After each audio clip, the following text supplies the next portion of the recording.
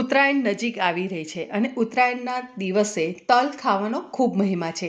એની પાછળ એક વૈજ્ઞાનિક કારણ પણ છે અને એક ધાર્મિક કારણ પણ છે.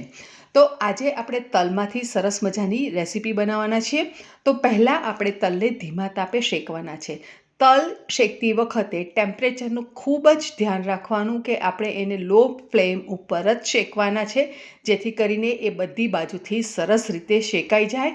અને તમે જોઈ શકો છો ફ્રેન્ડ્સ કે અહીંયા તલનો કલર બદલાઈ ગયો છે અને થોડા બ્રાઉન કલરના થઈ ગયા છે. અને આટલા તલ શેકતા મને લગભગ 35 મિનિટ જેટલું થયું હતું. મેઇન પ્રોસેસ છે શેકવાનો જ. અને ઉત્તરાયણના દિવસે તલની વાનગી ખાવાનો મહિમા તો છે જ, પણ સાથે ગુપ્તદાન કરવાનો પણ એટલો જ મહિમા છે. તો ગુપ્તદાન કેવી રીતે કરવાનું એ હું તમને આજે આ વિડીયોમાં બતાવી રહી છું. તો તમે ચોક્કસ વિડીયોને છેલ્લે સુધી જોજો. ખૂબ જ ઇન્ટરેસ્ટિંગ બનવાનો છે. ગુપ્તદાન કેવી રીતે કરવું એ પણ તમને જાણવા મળશે. સુપર સહેલિયાથી હું નિપા મિસ્ત્રી સ્વાગત કરું છું તમારા બધાનું મારા કિચનમાં. ચાલો જઈએ મારા કિચનમાં આજે શું બને છે.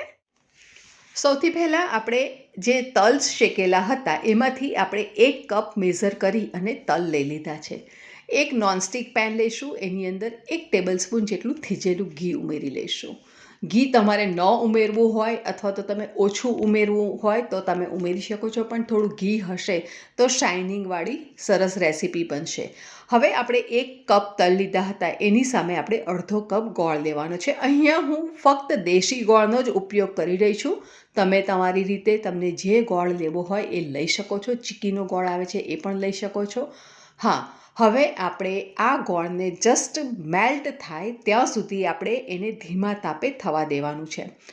ગોળનો પાયો નથી બનાવવાનો, એ વાતની ખાસ ધ્યાન રાખવાનું છે. ફક્ત ગોળ મેલ્ટ થાય ત્યાં સુધી જ કરવાનું છે. આ રીતે જો તમે રેસીપી બનાવશો તો નાના મોટા અથવા તો જે ઘરમાં આપણા વડીલો છે એમને દાંતની તકલીફ છે એ લોકો પણ આસાનીથી આ લાડુ ખાઈ લેશે. ઉમેરી લીધું 1 ટેબલસ્પૂન સૂંઠ. અને ગોળ અને સૂંઠને આપણે સરસ રીતે મિક્સ કરવાની છે. હવે અહીંયા તમારે જો ગંઠોડા પાવડર ઉમેરવો હોય તો તમે ગંઠોડાનો પાવડર પણ અંદર ઉમેરી શકો છો. અને ઇલાયચી ગમતી હોય તો તમારે ઇલાયચીનો પાવડર પણ ઉમેરી શકાય છે.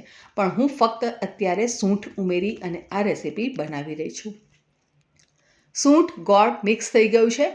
હવે આપણે એની અંદર તલ ઉમેરી લઈએ અને તલ ઉમેર્યા બાદ આપણે એને સરસ રીતે મિક્સ કરી લેવાનું છે. તલ અહીંયા મેં લીધા છે. તમારે કાળા તલ અથવા તો કોઈપણ જાતના ડ્રાયફ્રૂટ્સ લેવા હોય તો તમે આ લેવલે શેકી અને તલ સાથે અંદર ઉમેરી શકો છો. આજે હું ટ્રેડિશનલી પરંપરાગત રીતે જે રેસીપી બનતી હોય છે એ રેસીપી તલની હું અહીંયા બનાવી રહી છું.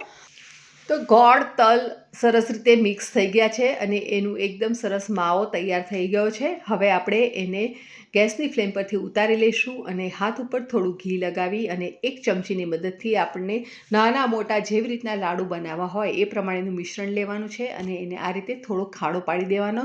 હવે આપણે એની અંદર જે પણ વસ્તુનું દાન કરવું હોય એને આવી રીતે આપણે છુપાવી દેવાનું છે અને બંધ કરી દેવાનો છે, લાડુ બનાવી દેવાનો છે. અત્યારે હું તમને અહીંયા એક્ઝામ્પલ આપું છું કે આપણે આ રીતે ગુપ્તદાન કરી શકાય છે. તમારી પરિસ્થિતિ જે પ્રમાણે હોય એ પ્રમાણે તમે આની અંદર દાન કરી શકો છો. ચાંદીનું દાન, સોનાનું દાન કે પછી તમે આવી રીતે પૈસાનું દાન પણ તમે કરી શકો છો. નાના છોકરાઓ હોય અને એ લોકોને જો ચોકલેટનો ક્રેઝ હોય તો તમે એને આ રીતે ચોકલેટ પણ અંદર મૂકી અને તમે એને સરપ્રાઈઝ આપી શકો છો. તો આ રીતે ગુપ્તદાન કરવાનો મહિમા વર્ષોથી ચાલતો આવ્યો છે અને હું દર વર્ષે આ રીતે ગુપ્તદાન કરતી હોઉં છું. અને આ રીતે આપણે બધા લાડુ બનાવીને તૈયાર કરી લેવાના છે. તો ફ્રેન્ડ્સ, લાડુ એટલા સરસ સોફ્ટ થશે ને કે મોઢામાં મૂકતા જ ઓગળી જશે, જેથી કરીને નાના મોટા ઘરના દરેકને ખૂબ જ ભાવશે. ઉત્તરાયણના દિવસે ઊંધિયું પણ ખાવાનો ખૂબ મહિમા છે. તો ફ્રેન્ડ્સ, તમે એન્જોય કરજો.